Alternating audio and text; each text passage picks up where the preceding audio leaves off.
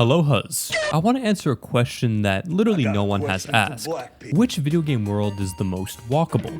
These past few months, I've been trapped in Skyrim VR, tormented by the hundreds of Gunnar mods I installed. And it got me thinking, traveling is expensive, and looking up real cities online is way too much work. So instead, I will utilize my immense amount of free time to find the most leg-friendly video game maps and break them down so that your brain will be filled with even more irrelevant information. Not a job application inside here, huh? Los Santos, the city of oppressors. Mark II, that is. Zoom out a bit. San Andreas. The state based on the state that is the state of California. Now, the real California is nowhere near walkable. Can GTA 5 change that? No. Before we do a little walking, we need to first understand how the walkability score works. The score is based on how close amenities are within walking distance. Walking distance from what, you may ask? Homes, I think. I'm not an urban planner, I don't know. The closer the amenities are to homes, the higher the score. Simple. But where do we start in this concrete sprawl? My apartment in the game, which I bought for $192,000 in-game dollars and will sell for $4.35 billion to BlackRock. I fucking hate the younger generation. I'm located on the west side of the city. Normally, I would get in a big vehicle and drive like a fucking maniac, but today I decided to calm down a bit.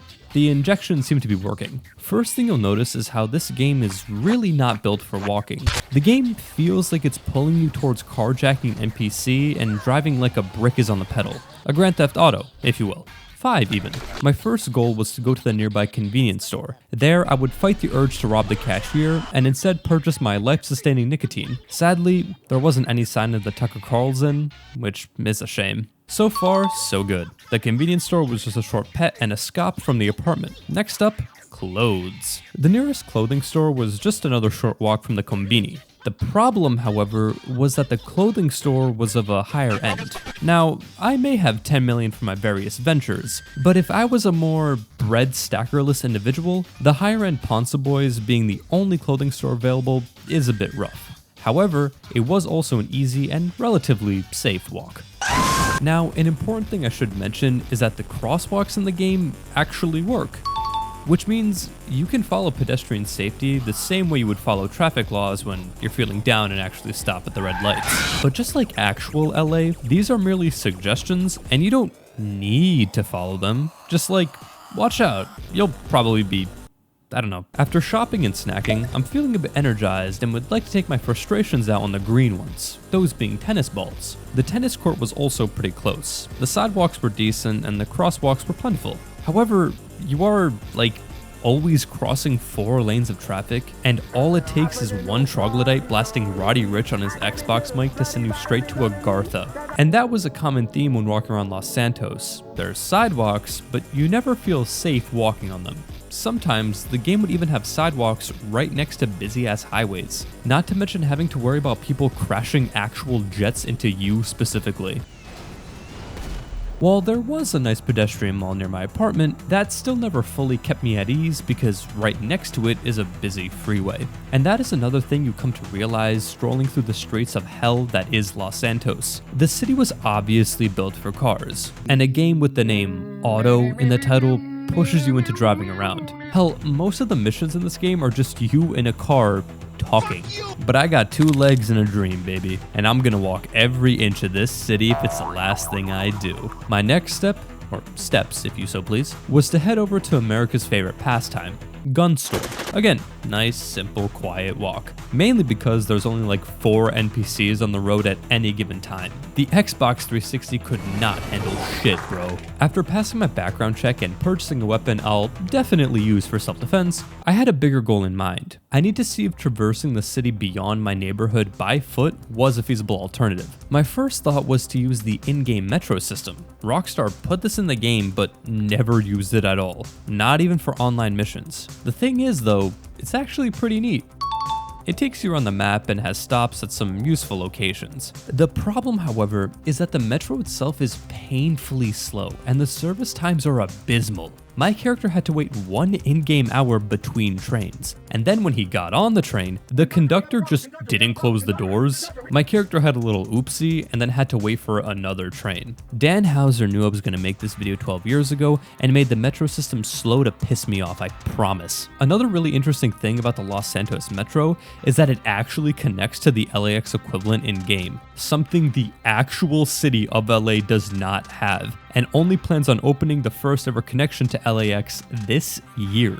I rode that train and enjoyed the scenic views of highways and tunnels. When we would come to a stop, no one would get on, probably because of the smell. You people are the reason we won't get any more funding to extend this shit out. After looping around the train line, I got off at a stop that just made no sense. You get off the train, which, by the way, to get to the other side of the tracks, you literally have to cross the tracks. Not only that, but there is a disabled ramp right here, but the person in the wheelchair needs to somehow go over the half-foot-tall train tracks just to get on the platform.